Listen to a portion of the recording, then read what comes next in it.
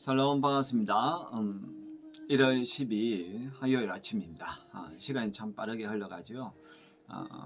엊그제가 20년도였는데 벌써 21년도이고 중순이 되었습니다. 그래도 하나님은 변함이 없으신 분이니까 저와 여러분들은 늘 하나님 앞에서 오늘을 사신다라는 생각을 가지고 살았으면 좋겠습니다. 오늘 우리 함께 묵상의 말씀은 누가복음 5장 1절에서 11절입니다.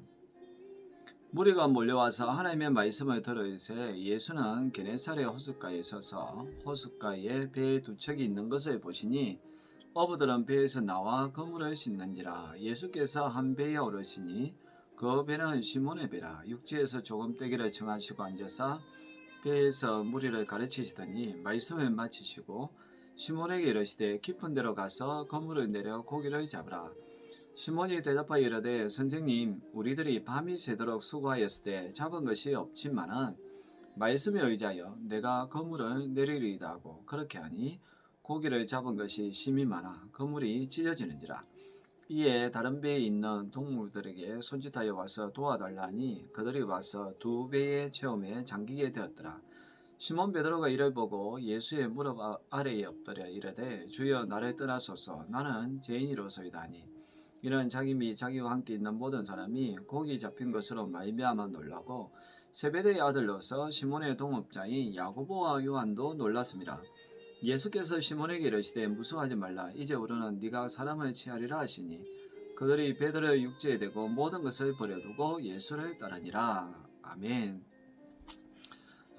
오늘은 예수님께서 제자들을 부르시는 그러한 장면입니다. 어제는 예수님께서 갈릴리 가브나움 지역에서 이 안식일에 말씀을 가르쳤습니다. 그러다 보니까 많은 사람들이 은혜를 받았고 또 베드로의 장모가 열병에 걸려 있는데 우리 주님이 고쳐주셨고 또 귀신 들린 사람도 우리 주님께서 고쳐주었습니다. 그러니까 많은 사람들이 이제 예수님을 추종하게 되는 거죠. 그래서 이제 이 오늘 본문에 무리가 몰려와가지고 하나님의 말씀을 들으려고 했습니다. 그때 예수님께서 게네사렛 호수, 다르게 이야기하면 갈릴리 그 바다에 서서 이제 말씀을 전하려고 하니까 너무 많은 무리가 있다 보니까 이 시야가 가리게 되는 거죠. 우리도 보면 바로 앞에 사람들이 너무 많으면 저 뒤에 있는 사람들은 아예 보이지 않고 또 뒤에 있는 사람도 앞에 있는 사람을 보지 못하니까 예수님께서 마침 그곳에 그물을 싣고 있는 이 어부들을 발견하게 됩니다. 거기에서 두 배 중에 한 배에 올랐는데 그 배가 시몬 베드로의 배였습니다. 그래서 예수님이 그 베드로에게 잠깐 배를 띄워라. 그래서 배가 바다에 잠깐 떴을 때에 그때 이제 예수님이 무리들에게 말씀을 전했습니다. 이제 거리의 그 간격 유지가 있다 보니까 뒤에 있는 사람들까지 예수님을 보게 되고 예수님도 또 저 뒤에 있는 사람들까지 같이 보면서 소통이 되게 된 것이죠. 그리고 이제 말씀을 전하신 다음에 이제 예수님께서 뜻밖의 제안을 베드로에게 합니다. 이 배를 깊은 데로 가서 그물을 내려서 고기를 잡으라 라고 이제 이야기하고 있습니다. 시몬 베드로가 가만히 들어보니까 그거는 상식이 안 맞는 거예요. 일반적인 그 어부들이 가지고 있는 경험상에서 나오는 조업하고는 다른 겁니다. 보통은 이제 밤중에 고기를 잡아야 됩니다. 그래서 5절에 보면 우리가 밤새 수고하였지만 잡은 것이 없다 라고 이야기하는 거죠.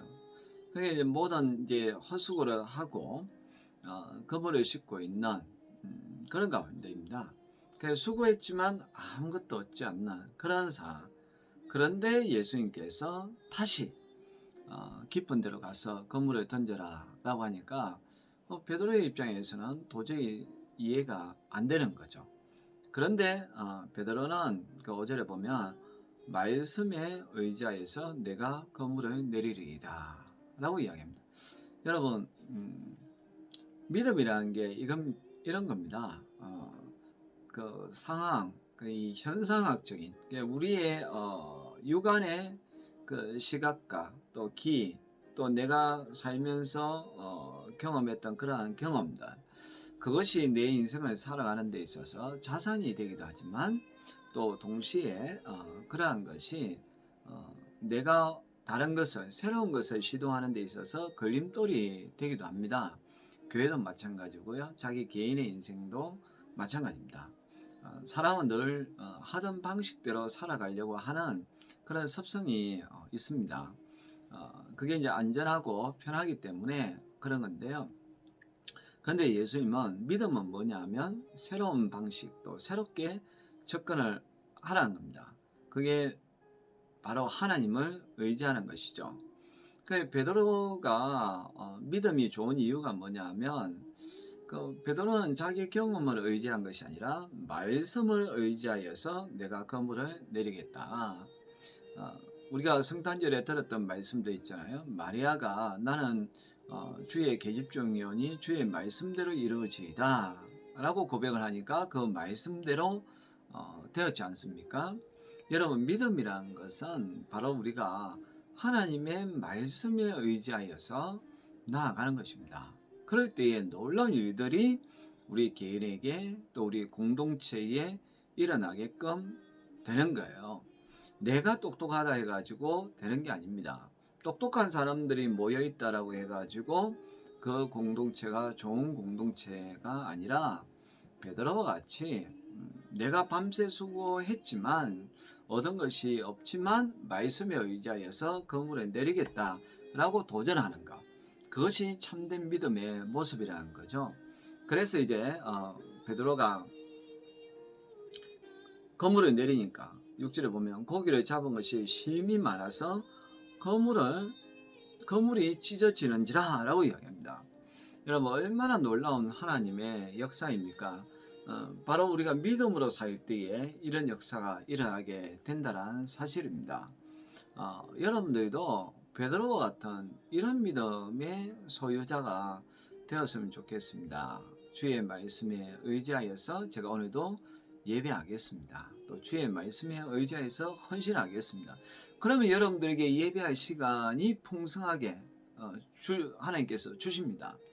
그럼 여러분들이 헌신한 것 이상의 많은 열매가 여러분들을 통하여서 맺게 될 것입니다. 하나님이 우리에게 그것을 요구하고 있다는 것이죠. 여러분, 절대로 지금 일어나는 어떤 현상, 상황을 보고 판단하면 안 됩니다. 저와 여러분들은 그런 상황이 아니라 하나님을 보고서 나아가야 된다는 사실입니다. 얼마나 많았던지 7절에 보면 다른 배에 있는 동무들에게 손짓하여서 도와달라고 할 정도입니다. 그래서 두 배에 가득 차게 되었다. 이런 놀라운 기적을 맛본 다음에 베드로가 하는 말이 바로 예수님 앞에 엎드려서 주여 나를 떠나소서 나는 죄인이로소이다 라고 고백합니다. 왜 죄인일까요? 의심하였으니까 그런 거죠. 여러분, 하나님 앞에서 가장 큰 죄는 내가 뭔가 행위적으로 나쁜 것을 한 게 아니라 하나님의 존재에 대한 의심입니다. 그리고 하나님의 말씀에 대한 의심이 가장 큰 죄입니다. 베드로는 자기가 예수님의 그 말씀에 순종을 했지만 의심했다는 거죠. 그냥 해보자. 설마? 그런데 되었다는 겁니다. 그래서 그가 예수님 앞에 엎드려서 나는 죄인이로소이다. 나를 떠나소서 라고 이야기한 거죠. 베드로뿐만 아니라 그 주위에 있는 모든 사람도 다 깜짝 놀랐습니다. 특별히 세베대의 아들인 야고보와 요한도 놀랐다라고 10절에 이야기하고 있는데요. 근데 예수님은 그들에게 뭐라고 이야기하는가 하면 무수하지 말라. 이제 우리는 네가 사람을 취하리라. 여러분, 고기 잡는 것도 되게 중요한 거고 엄청난 기적입니다. 그런데요, 사람을 낚는 것만큼 중요한 것도 없고요, 큰 기적도 없고 또 그보다 우리 인생에 있어서 가장 의미 있는 것도 없습니다. 여러분, 우리가 예수님을 믿으면 우리의 삶에 복을 얻게 되어 있습니다. 우리가 절대로 가난하게 살 이유는 없습니다. 우리가 열심히 주님 믿고 나아가면 주님께서 우리에게 지혜도 주시고 물질도 주시고 건강도 주십니다. 근데 그것보다 더 중요한 목적이 있다는 겁니다. 우리는 그것을 위해서 부름받았다는 겁니다. 그게 뭐냐면 사람을 낚는 이제 어부가 되어야 된다는 겁니다. 사람을 취하는 사람들이 되어야 한다는 거예요. 그러니까 베드로와 야고보와 요한은 이 예수님의 말씀을 듣고서 11절에 보면 그들이 베드로의 육지에 대고 모든 것을 버려두고 예수를 따르니라. 여러분, 사람을 취하려면요, 여러분들이 가지고 있는 것, 여러분들 의지하는 것에 대해서 내려놓을 줄 알아야 됩니다. 베드로와 야고보와 요한은 베드로를 육지에 대고 모든 것을 버려두고 예수를 따랐다 라고 이야기합니다. 내가 소중하게 생각하는 것을 움켜쥐고 있으면서 우리는 예수님의 제자가 절대로 될 수가 없습니다. 우리 주님이 부르시면 언제든지 나아갈 준비를 해야 됩니다. 저는 요즘 이 코로나 시대에 특별히 교회가 사회로부터 외면받고 있는 이제 이러한 상황 가운데에 저에게는 하나의 소망이 생겼는데요. 그게 뭐냐면, 주님, 혹시 내 생명이 끝난다 한다라면 순교당하게 해주십시오. 정말 내가 목을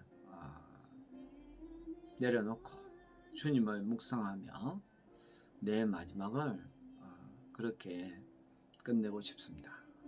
마지막에 주님을 증거하면서 내 인생이 끝났으면 좋겠습니다. 나는 그런 소망이 생겼습니다. 왜? 앞으로 그런 날이 점점 올 것 같거든요. 점점 많은 사람들이 교회를 떠나게 될 수도 있습니다. 점점 더 세상은 교회를 향해서 비난을 넘어서 이제 핍박을 할 수도 있습니다. 그럴 때에 우리는 무엇이 되어야 되겠습니까?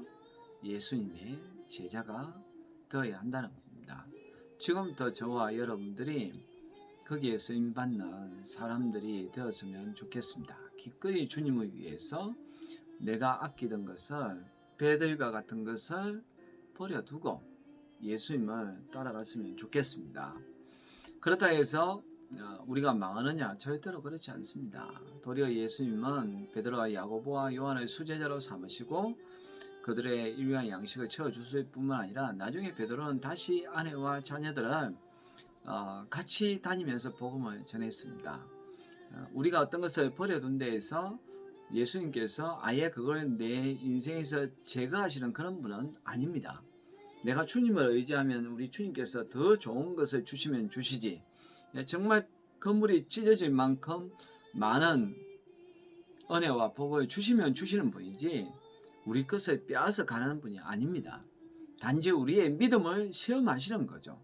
마치 이제 아브라함에게 너의 독자 이삭을 바치라 라고 하신 것처럼, 근데 정말 하나님이 그 이삭을 가져갔습니까? 아닙니다. 아브라함의 믿음을 보신 겁니다.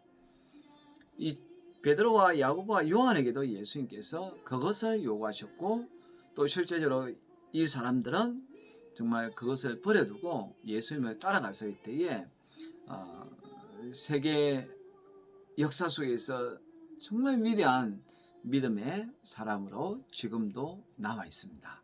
저와 여러분들이 그렇게 꼭 쓰임받을 수 있기를 주의 이름으로 축원합니다. 기도하겠습니다. 하나님, 우리도 베드로와 야고보와 요한처럼 주님의 말씀에 의지하여 그물을 던질 뿐만 아니라 또 주님의 말씀에 의지하여서 이제 사람을 낚는 어부가 되게 해주시고, 그러기 위하여서 기꺼이 내가 소중하게 생각하는 것을 내려놓고 주님을 따르게 하여 주옵소서. 예수님의 이름으로 기도합니다. 아멘.